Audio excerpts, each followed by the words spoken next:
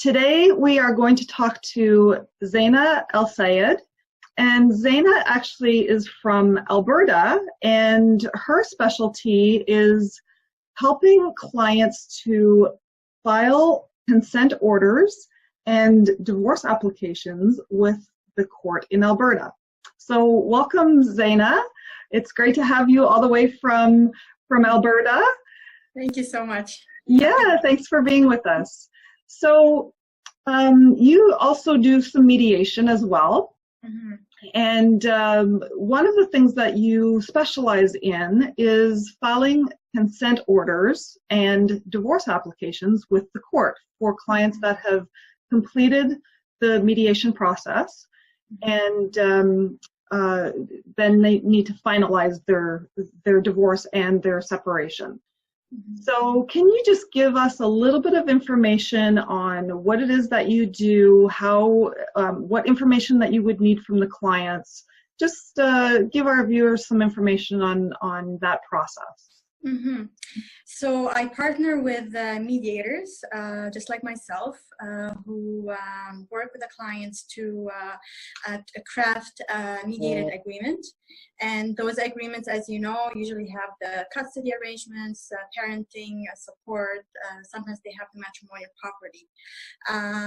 And so the help that I give is basically turning those mediated agreements into actual divorce court documents. So the mediated agreements are great because it's something that parties have worked really hard to get to, and to issues they've agreed to. So it's great, but the problem sometimes that occurs is that those agreements are not enforceable. So if something were to happen in the future, or just for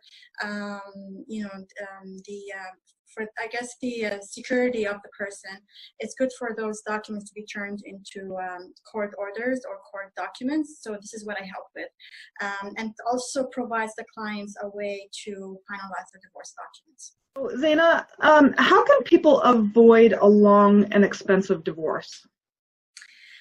The short answer to this is stay away from litigation. When each party goes and hires a lawyer, and it starts to become a chase of who's going to win in court and who's going to get the most money and who's going to do this, that's when divorce becomes long, painful, ugly, expensive. You can do many things to avoid a divorce like this. First of all, be mindful of it. Really commit to not having a long and crazy divorce. You have so many different options these days when filing for divorce. You have mediation. You have so many divorce coaches that are available who can help you figure out what's going on for you and maybe find ways to communicate with the other side. You also, there are so many great financial advisors specifically related to divorce, so they can sit down with you and your spouse and figure out what's the best way to divide your assets. Having those meetings outside court where you have the power and you have the decision-making authority, as opposed to a judge who knows nothing about you, nothing about your kids, your life, your needs and wants, is the best way to move forward. And really knowing a little bit about the process, knowing what you could do to move divorce if it gets stuck somehow. Maybe get some information from people. And I am a divorce paralegal and mediator, and a lot of the work that I do is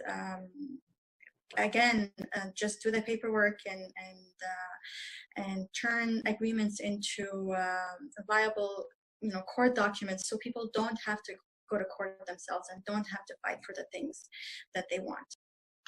Yes, and I'm sure that you have seen, as well as I have, many clients that are coming to mediation after they have been to court, or they possibly have not been to court, but they've spent $50, $60, $70, $100,000 in legal fees, and their relationships are damaged, and there's definitely a better way of going through that process than the traditional litigation process.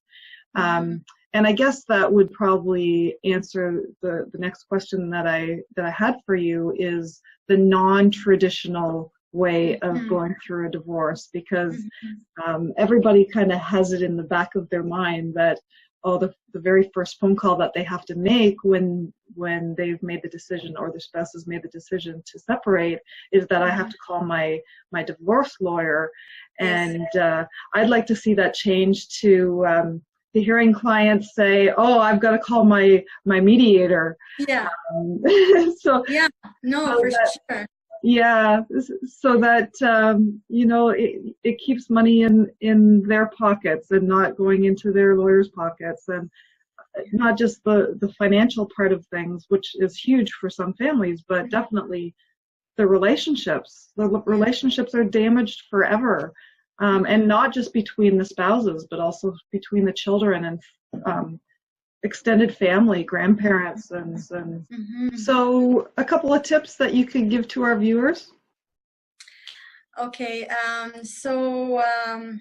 let's see, which ones are the most important.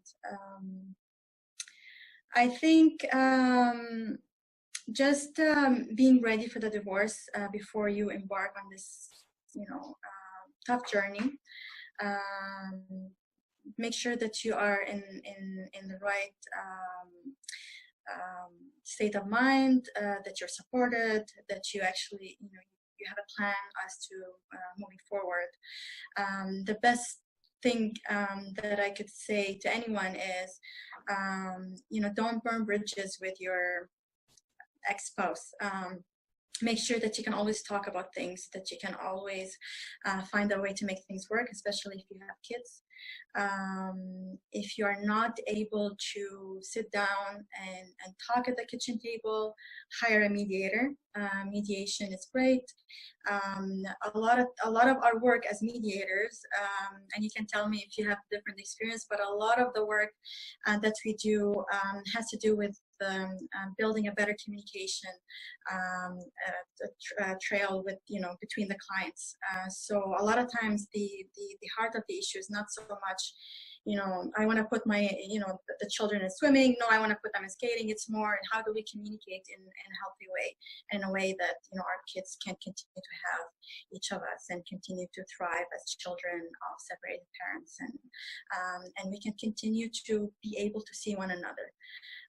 So those are a couple of things. Be ready for it, and try to continue the communication with your ex-spouse, and to be able to plan moving forward together. Great advice. Yes, something that I'm passionate about, and going forward, especially if they have children, they're going to have to be amicable and co-parent their kids. So mediation is definitely a good way to start that process, because once they get into the legal system, they kind of lose all of that, and there's really no turning back. So thank you so much, Zeina, for being with me today. I really appreciate you being involved in the conversation and giving a little bit of your expertise, even though you're in another province. It's great to hear differences between provinces, and even for our viewers that are in Alberta, it's good for them to have that information. So I really thank you for being with us today and sharing your information. You're very welcome, Bev. It was very nice to talk to you. And you as well. Have an awesome day.